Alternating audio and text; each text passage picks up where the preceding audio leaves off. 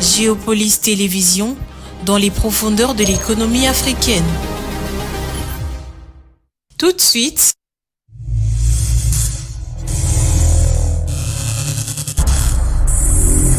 le journal.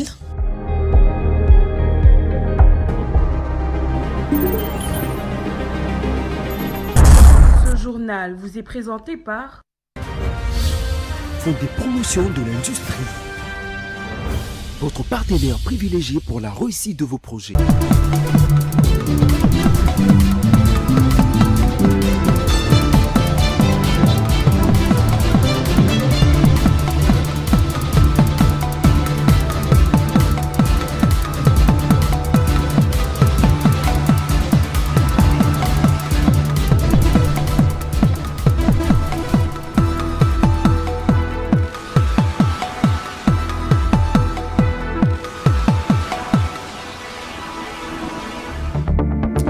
Jour de rentrée parlementaire en République démocratique du Congo, les députés et sénateurs ont repris leurs travaux au Palais du Peuple pour 3 mois, alors que les 2 bureaux sont sous le coup d'une menace de dissolution. On aura plus de détails dans ce journal. Et puis, poursuite de constructions anarchiques à Kinshasa ce week-end. C'était donc le tour du quartier Rigini, mais aussi de la place Rond-Point Ngaba sur l'avenue Bypass. Vous aurez des détails également dans ce journal. Et à l'international, les différents corridors africains dans le secteur minier sont donc le spectre colonial, bien évidemment. Madame, Messieurs, bonsoir et bienvenue à cette session d'information. Jour de rentrée parlementaire en République démocratique du Congo, les députés et sénateurs ont repris leurs travaux au Palais du Peuple pour 3 mois, alors que le bureau de 2 chambres du Parlement sont sous le coup d'une menace de dissolution. Plus de détails dans cet élément. Ce sont les sénateurs qui ont rentré la reprise des travaux parlementaires à 11 h ce lundi 15 septembre avec, à la Chambre haute du Parlement, le discours de son président Jean-Michel Samalou Kondé. La session qui s'ouvre ce jour étant essentiellement budgétaire, le Sénat sera tenu, en temps opportun, d'examiner la loi de finances pour l'exercice 2026, dès qu'elle lui sera transmise par la Chambre sœur. Le vote du budget, loin d'être un simple exercice constitutionnel de routine auquel nous nous livrons chaque année, est en réalité la traduction en chiffres des charges de l'État, des moyens qu'il se propose de disposer pour les supporter, ce qui requiert de la rigueur, tant dans la maximisation des recettes que dans l'affectation des dépenses. Puis la session de l'Assemblée nationale a ensuite commencé sous la présidence de Vital Kamerhe. C'est pourquoi je voudrais vous dire, honorables députés, distingués collègues, que s'il y en a parmi vous qui se sont sentis froissés, heurtés ou dérangés de quelque manière que ce soit par ma conduite, par mes propos, qu'ils daignent bien accepter l'expression de mes regrets le plus sincères et j'implore leur pardon. Visés par des pétitions des parlementaires qui doivent les déposer en début de semaine, l'un et l'autre sont en difficulté en cette rentrée parlementaire. Plusieurs grèves leur sont reprochées, une opacité dans la gestion des affaires du Parlement, l'absence de considération de la situation sociale des députés ou encore le retard ou le blocage de moyens de contrôle parlementaire. Mais au-delà de cette agitation, cette session sera surtout consacrée aux questions budgétaires avec le vote du projet de loi de finances 2026 qui se veut assez ambitieux. D'un montant de 20 milliards de dollars, il est en hausse de plus de 16% par rapport à l'an dernier. Le texte doit être transmis très rapidement par le gouverneur. Le texte a été transmis par le gouvernement ce même lundi 15 septembre. Et après l'ouverture de cette session parlementaire de septembre, le député nationaux et sénateur restent attentifs sur le défi qui les attendent. Ils ont exprimé également ce qu'attendent la population sur cette session qui sera exclusivement consacrée au budget. Suivez-les dans ses propos. Oui, effectivement, c'est une session centrée sur le budget. Aujourd'hui, la rentrée, la plénière n'avait qu'un seul point inscrit à l'ordre du jour, c'est l'audition du discours du président du Sénat. Et que le président du Sénat a brossé presque toute la situation générale du pays. Il a parlé de la paix, il a parlé de la réconciliation, il a parlé du contrôle parlementaire, il a parlé de ce qui va se passer, parce que nous, les sénateurs, nous devons nous concentrer sur le budget une fois déposé et que nous serons notifiés par l'Assemblée nationale. Il faudrait mettre tout ce qui se passe dans le pays, tenir compte des difficultés majeures de la population.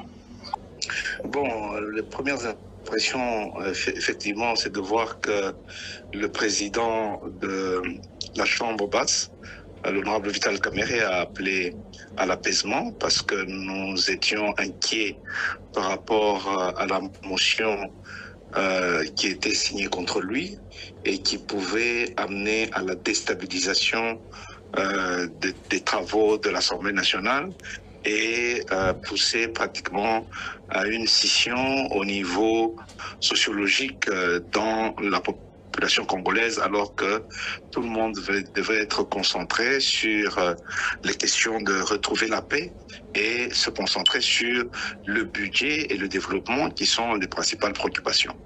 Nous espérons que son appel a été entendu par les personnes concernées qui avaient fait la pétition pour que nous puissions nous concentrer sur ce travail-là. Donc, ça a été l'essentiel de son message que j'ai retenu et évidemment, il a égrené également les travaux de routine qui concernent la sélection budgétaire en donnant un accent particulier sur les aspects de la défense et demander à ce qu'on veille sur le contrôle parlementaire. Vous voulez vraiment faire une grosse campagne sur le cancer des enfants pendant ce mois de septembre qui est dédié à la lutte contre les cancers pédiatriques, mais suite à des aléas de la vie, je n'ai pas pu faire cette campagne convenablement. Mais là, on remarque que les mêmes produits se trouvent, par exemple, dans ma circonscription de la Fou, dans l'hôpital de sanatorium, il n'y a pas de dialyse, il n'y a pas d'IRM, il n'y a pas de scanner pour ces grands hôpitaux qui accueillent pratiquement 40% de la population de Funa. Vous voyez que c'est une problématique et qui ressemble à beaucoup de problématiques qui concernent également mes collègues. Donc, c'est vraiment une cause commune. Et je pense que ça concerne également l'Assemblée nationale, mes collègues députés, mes collègues sénateurs. Et puis cette rentrée parlementaire à Kinshasa s'est vécue dans une ambiance très tendue, notamment à la Chambre basse du Parlement, où une pétition contre le président du bureau de l'Assemblée nationale, Vital Kamerhe, rassemble déjà près de 236 signatures menaçant la stabilité de l'institution. Didier Ilunga et Eli Kabea ont fait le constat dans ces reportages. Une session dite budgétaire sous haute tension. À Kinshasa, les routes barrées, accès contrôlé par la police nationale congolaise. Pour ce membre du parti politique UNC, ces agitations s'expliquent par la pétition égoïste des parlementaires contre le président de l'Assemblée nationale. Normalement, si vous voyez cet engouement, c'est par rapport à la pétition contre l'honorable président de l'Assemblée nationale, Vital Kamerhe. Mais aujourd'hui, ce que vous pouvez constater, on savait qu'on allait entrer, on allait avoir l'accès dans la salle, dans la cour. Mais ça a été compliqué, la police nous a dispersés parce que, vous savez, avec Vital Kamerhe, ce n'est pas un petit métier, les gens le savaient, avec ses ambitions aussi. Voilà pourquoi on a constaté que la police n'a pas voulu laisser les gens entrer parce qu'ils savaient qu'aujourd'hui, l'INC allait mobiliser les gens. Alors pour éviter tout ça, pour éviter d'autres incidents, voilà pourquoi on nous a dispersés. Pour cet autre membre de l'Union nationale congolaise, les jeunes sont venus pour soutenir le président de l'Assemblée nationale contre la pétition.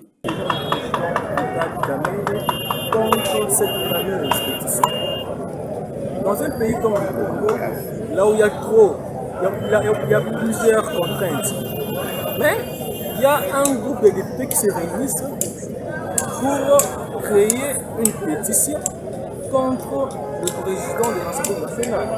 Or, notre pays a plusieurs contraintes. Nous sommes un pays en dehors à ce temps ici, on a plusieurs problèmes à résoudre. Et nos élus, pour eux, ce qui importe, c'est leur bien-être.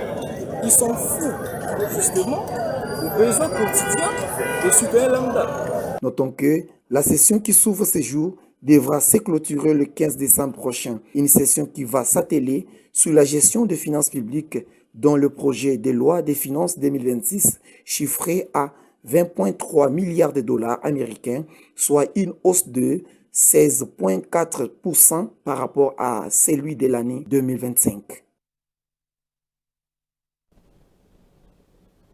Et dans le même ordre d'idées, le gouvernement a déposé le projet de loi de finances lundi 15 septembre au Parlement. Le budget 2026 d'un peu plus de 20 milliards de dollars américains présente un équilibre en prévision des dépenses et recettes. C'est un budget qui devrait corriger le faille de la loi de finances 2025, laquelle a fait la part belle aux rémunérations et aux dépenses de souveraineté.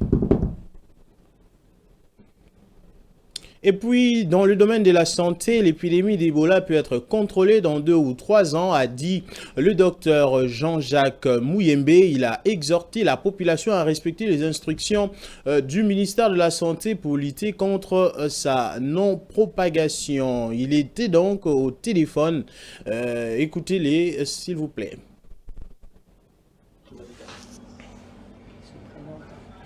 Bonjour, docteur. Bonjour. Vous allez bien? Oh, ça va bien. Je viens d'un voyage. Là, j'étais à Lubumbashi. Ah, d'accord. Ça s'est bien passé sinon? Ah, très bien, oui. C'était la réunion de l'introduction des nouveaux membres de l'Académie congolaise des sciences. D'accord, docteur. Alors, nous avons 2 petites questions à vous poser. La première, Ebola surgit encore en République démocratique du Congo. Quelle est votre lecture par rapport à cela? Non, on ne doit pas s'étonner. Hein. Ebola viendra toujours et reviendra toujours parce que on n'a pas détecté le réservoir du virus, bien qu'on soupçonne beaucoup les chauves-souris. Et les chauves-souris existeront toujours. On ne sait pas éliminer les chauves-souris. Et donc, c'est normal avec 1 an, 2 ans de silence que Ebola revienne à la 3e année. C'est tout à fait normal. C'est dans le cycle normal. Bon, donc en fait, Ebola n'est plus cette maladie effrayante, meurtrière que nous avons connue il y a 10 ans. Hein, nous avons fait beaucoup de progrès, entre autres à l'INRB, en collaboration avec le Centre de recherche des États-Unis, NIH. Nous avons mis au point une molécule, un anticorps monoclonal, qui a été reconnu et approuvé par le FDA des États-Unis comme traitement spécifique de maladie à virus Ebola causée par la souche Zaïre, donc Ebola Zaïre. Et également, pendant l'épidémie de Nord Kivu, nous avions testé 2 vaccins, le vaccin de la firme Merck pour protéger les contacts, donc ceux qui ont été en contact avec un cas confirmé d'Ebola. On donne ces vaccins et dans 80-90% des cas, ces contacts seront protégés. Et puis il y a encore un autre vaccin, c'est le vaccin de Johnson & Johnson. Ce vaccin aussi protège la population d'une façon préventive. Pour nous, c'est une épidémie qui pourra être contrôlée dans 2 ou 3 mois.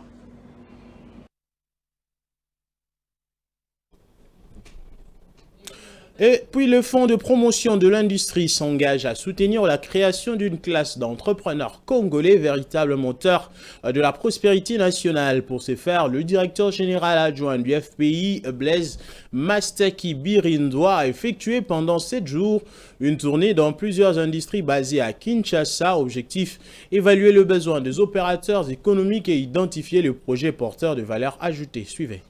Pour matérialiser la revanche du sol sur le sous-sol prônée par le chef de l'État, les grands moulins de Kinshasa, GMK, a déjà installé les machines de dernière génération pour transformer 100 tonnes de maïs et de riz par jour. Cette entreprise embauche 60 travailleurs bien formés habitant le quartier Kinkole où elle est basée. GMK dispose d'un générateur d'électricité de grande capacité pour son usine en attendant le raccordement au réseau de la SNEL. En route, il a acquis un espace pour la construction d'une école, d'un dispensaire et des forages d'eau dans le cadre de la responsabilité sociétale des entreprises. Nous avons anticipé un peu. Nous avons la matière première au Congo, transformée jusqu'à la fin. On ne peut pas que vivre de l'importation, manger ce qui est importé. Raison pour laquelle nous, Congolais, ensemble avec mon équipe, nous nous sommes décidés à pouvoir faire quelque chose pour la population et pour le Congo. Le FPI recommande à GMK de dupliquer cet investissement dans d'autres provinces. Le domaine agro-industriel et présidentiel de l'Antsélé demande aussi l'appui du FPI pour relancer ses activités et qui vise l'autosuffisance alimentaire. Alu Congo est un projet initié par la diaspora congolaise ayant étudié et travaillé à l'étranger avec une expertise avérée. La société produit l'aluminium pour fabriquer des polychlorures, des vinyles, PVC, des portes, des fenêtres, des garde-vitres avec double et triple façade sécurisées selon les normes européennes. Ce projet facilite la tâche à l'État et au privé avec la réduction de coûts d'importation. Nous attendons tout simplement un soutien aujourd'hui pour encore plus évoluer dans le marché local, toucher encore plus de populations, faire connaître le produit comme monsieur le DGA nous a dit. Il faut faire connaître ces produits qui est fabriqué au Congo avec une main congolaise et avec un sens patriotique. L'entreprise Cleanplast, spécialisée dans les recyclages des déchets plastiques, a également été visitée. Une entreprise écologique tenue par un jeune, elle contribue à la protection de l'environnement face à la pollution à Kinshasa. Cleanplast traite les déchets plastiques pour fabriquer des récipients, des PVC et autres articles en plastique. À Kingabwa, où les travaux de réhabilitation et de construction de 6 axes routiers ont été lancés depuis quelques mois dans ces quartiers qui est dans la municipalité de la commune de Limete, Donc, le travaux évolue à pas de tortue sur l'avenue Kowet à quelques jours du retour de la saison de pluie dans la ville-province de Kinshasa. Didier Ilunga a fait les constats pour le compte de Géopolis Télévision. À Kingabwa, les travaux de construction et de réhabilitation de certaines voiries, telles que lancées par le gouvernement central, par l'opération Chilegelou et autres, sur les différents acteurs de la capitale Kinshasa, les travaux avancent à pas de tortue sur l'avenue Koetz. Le constat est amer. À quelques jours du retour de pluie, la population de ce coin appelle les autorités à accélérer avec les travaux pour éviter les pires pendant la saison pluvieuse. Nous sommes contents de voir les travaux lancés comme ça parce que c'est aussi une sorte de désenclavement qu'on nous a fait. Mais sauf que la lanterne avec la saison de pluie, avec surtout notre quartier Kingabwa, il y a tellement de avenues qui sont praticables pendant les pluies. Tous les protagonistes, tous ceux qui sont impliqués dans le processus, notamment nos autorités et toutes les couches de la société, y compris des entreprises qui travaillent en partenariat pour ces travaux, de travailler un peu rapidement pour ces travaux dans les délais. Sinon, nous serons encore obligés à continuer à ce travail. Cet autre passager pense que la lanterne est due au fait que les travaux sont concomitamment lancés sur plusieurs artères de la ville de Kinshasa. Ça peut être aussi compte tenu d'une planification en fait. Puisqu'ils ont lancé plusieurs travaux en même moment, c'était d'ailleurs bien. Mais s'il y avait des rapidités dans ces travaux-là, nous ne pouvons pas constater ce que nous voyons aujourd'hui. Les travaux se font, mais nous constatons dans son départ, ils accéléraient. Mais cet instant-ci, nous déplorons un peu la vitesse à laquelle, ou la lenteur à laquelle les travaux sont en train de se faire. vont bientôt commencer puisqu'il y a plusieurs indicateurs qui annoncent déjà l'avènement de la saison pluvieuse. Signalons que plusieurs travaux de construction et de réhabilitation sont lancés sur l'étendue de la ville de Kinshasa. Le 16 mai 2023, le vice-gouverneur à l'époque, Jekoko Mulumba, avait lancé ses activités pour la reconstruction de près de 10 km de routes sur 6 axes. Alors que le monde célèbre en ce jour la journée internationale de la démocratie, la question se pose encore sur ce que serait une véritable démocratie. De nos jours, beaucoup ont tendance à échapper aux règles qui la régissent. Pour y voir plus clair, Rosie Chioyo vous donne de plus amples détails. La démocratie, souvent comprise comme une forme de gouvernement dans laquelle la souveraineté appartient au peuple, est devenue une occasion pour ce dernier de faire valoir sa liberté d'expression. Certaines personnes interviewées donnent leur point de vue sur ce que serait réellement une démocratie. La démocratie est là, en termes d'élection, oui ça va, mais dans d'autres aspects, il y a toujours des difficultés. Mais il faut d'abord reconnaître qu'il y a des révolutions dans la démocratie. La démocratie, c'est-à-dire là où il y a quand même la liberté, là où il y a quand même le respect des droits fondamentaux. Démocratie, eza na mboka oyo, soki to démocratie koti mboka wana feza mboka kimia. La démocratie, bien qu'elle soit une liberté d'expression dont tout le peuple doit bénéficier, a aussi des limites qui doivent être respectées, comme l'explique Maître Ali. La démocratie, c'est le pouvoir, c'est vrai, du peuple, mais qui garantit une liberté au peuple. Mais cette démocratie fait qu'il y a une régulation qui permet aux gens de ne pas aller au-delà de leur liberté. Parce que ma liberté s'arrête là où commence celle de l'autre. C'est ça le but de la démocratie. Sinon, s'il n'y a pas une régulation, on tombe dans l'anarchie qui est un désordre total. C'était donc Maître Dieudonné Chimamboui pour Géopolis Télévision. Bien que la démocratie soit comprise comme une forme de liberté, il est important de noter que la liberté et ses limites, là où réside de l'ordre, en dehors de ce dernier, on fait allusion à l'anarchie qui est condamnable à la loi.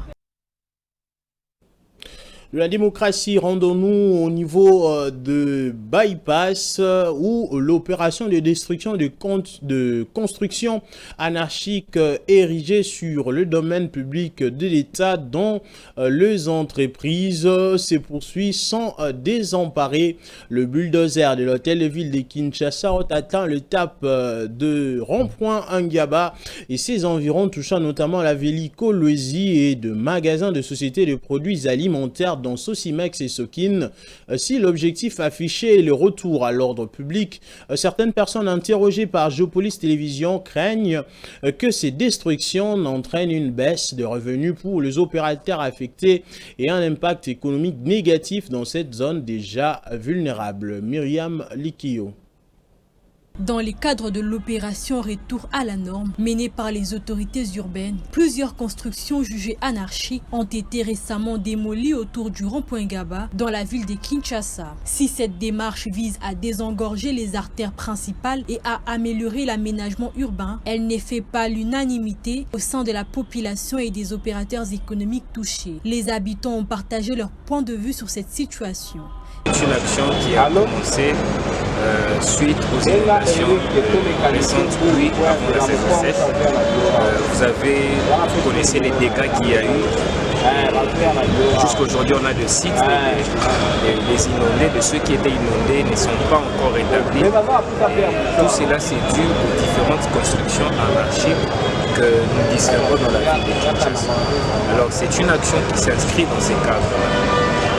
Parlant de Sosimex et Sokin qui ont été touchés, c'est une entité économique, oui, mais quand il s'agit de la norme, la priorité c'est d'abord revenir à la norme et les restes on verra après. Le truc c'est bien, mais il faut attaquer le point d'où ça vient, d'où ça a commencé. Ils ont construit en combien de temps? C'est pas fait du hasard. Et quand ils ont construit, où était la police la police de construction pour essayer de contrer cela? Monsieur Dov Kouzola, agent au service du cadastre, nous a apporté des précisions sur l'opération Retour à la norme en expliquant davantage les objectifs visés. L'État congolais doit établir un plan de lotissement puis appliquer les lois, entre parenthèses, les lois foncières, les lois urbanistiques. Oui, parce que parmi les victimes, il y a ceux qui sont en ordre avec la loi congolaise, qui détient les documents les permettant des constructions de leurs parcelles. Entre parenthèses, le certificat d'enregistrement, l'autorisation du bâtir. Alors que les démolitions continuent, un équilibre reste à trouver entre la volonté de moderniser la capitale et la nécessité de préserver les tissus économiques locaux. Et en sport, le Léopard Dames U20 de la RDC affronte le Mali pour une place à la Coupe du Monde U20 2026. Match aller le 20 septembre à Bamako. Le match retour est donc prévu le 28 du même mois à Kinshasa au stade de Martyrs. 11 jours de préparation intense pour l'équipe congolaise dirigée par Sandra Makondele et Guy Loussadi Soubassi-Siloa. Suivez. Le Léopard Dames U20 de la République démocratique du Congo se prépare pour leur double confrontation contre le Mali dans le cadre du deuxième tour des éliminatoires de la Coupe du Monde féminine U20 de la FIFA 2026 qui aura lieu en Pologne. Le match aller est prévu le samedi 20 septembre à Bamako et la rencontre retour se tiendra le dimanche 28 septembre à Kinshasa au stade de Martyrs. Afin de se préparer au mieux pour ce match décisif, le joueuse congolaise effectue un stage de préparation de 11 jours à Kinshasa. Ces rassemblements leur permis de retrouver leurs conditions physiques et tactiques optimales après une longue période d'une activité due à la fin du championnat national féminin. La Fédération congolaise de football association a confié la direction de l'équipe à Sandra Makondele, assistée de Guy Loussadi Soubassi-Siloa, ancien international et entraîneur. Ces duos ont pour mission de former un groupe compétitif capable de se qualifier pour la phase finale de la Coupe du Monde U20, une compétition à laquelle la RDC n'a plus participé depuis 18 ans. Place à présent à la page internationale.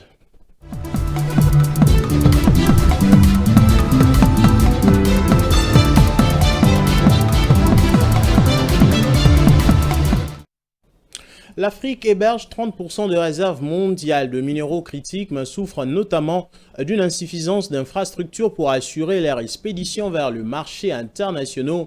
Si les grandes puissances investissent pour résorber ces déficits, leur priorité pose question. Gigi Nende. À la 9e conférence internationale de Tokyo sur le développement de l'Afrique, fin août 2025, le Japon a annoncé un investissement de 7 milliards de dollars dans le corridor de Nacala aux côtés de la Banque africaine de développement et d'autres partenaires, alors que l'Europe et les États-Unis misent sur le corridor de Lobito et que la Chine consolide son emprise sur des infrastructures similaires. Cette initiative nippone illustre la course des grandes puissances pour contrôler les routes d'exportation des métaux critiques africains. Mais derrière les milliards promis, se profile le risque de projets déconnectés des priorités africaines et porteurs de schémas que le continent veut dépasser. Dans le sud-est du continent, le corridor de Nacala relie le port mozambicain du même nom à la Zambie et au Malawi. Deuxième producteur africain de cuivre derrière la RDC, la Zambie dispose aussi de réserves non négligeables de cobalt. Le Malawi, de son côté, s'annonce comme l'un des prochains producteurs africains de graphite. La ligne de 912 km pourrait notamment servir le projet Cassia au Malawi, porté par l'Australien Sovereign Metals, qui prévoit un embranchement ferroviaire de 6 km reliant sa future usine au corridor. À l'ouest, le corridor de Lobito est soutenu par les États-Unis et l'Union européenne. Il doit relier le sud de la RDC, deuxième producteur mondial de cuivre et fournisseur de 70% du cobalt mondial, et le nord de la Zambie, au port angolais de Lobito. Ces promoteurs mettent en avant des temps de transit réduits par rapport aux routes passant par l'Afrique du Sud ou le Mozambique. Faute de diversification et d'appropriation par les États, ces infrastructures risquent de rejouer les logiques extractives du passé où les rails servaient avant tout à évacuer les richesses africaines vers l'extérieur, Au-delà de l'enjeu de souveraineté, il existe même un risque de sous-exploitation des chaînes logistiques actuellement mises en place et qui pourrait menacer leur viabilité commerciale. C'est donc la fin de ce journal, madame, messieurs. Je m'en veux vous rappeler les 3 principaux titres. Vous avez suivi dans ce journal la rentrée parlementaire à la Chambre haute et basse du Parlement. De députés nationaux et les sénateurs ont donc signé leur retour dans cette session parlementaire exclusivement consacrée au budget. Vous avez également suivi la poursuite de constructions anarchiques, la poursuite de démolition des constructions anarchiques dans la ville de Kinshasa. Cette fois-ci, c'était donc le tour du quartier Rigini dans la commune de Lemba. Et à l'international, vous avez également suivi que les corridors africains comme Lobito et Nakala sont les spectres coloniales derrière le mine africain. C'est donc la fin de ce journal, madame, messieurs. Merci à vous de nous avoir suivis. Retrouvez ce mardi Damani Mujinga pour la présentation. Une pensée ce soir. Les minutes peuvent s'égreler, mais les possibilités sont encore là. Au revoir.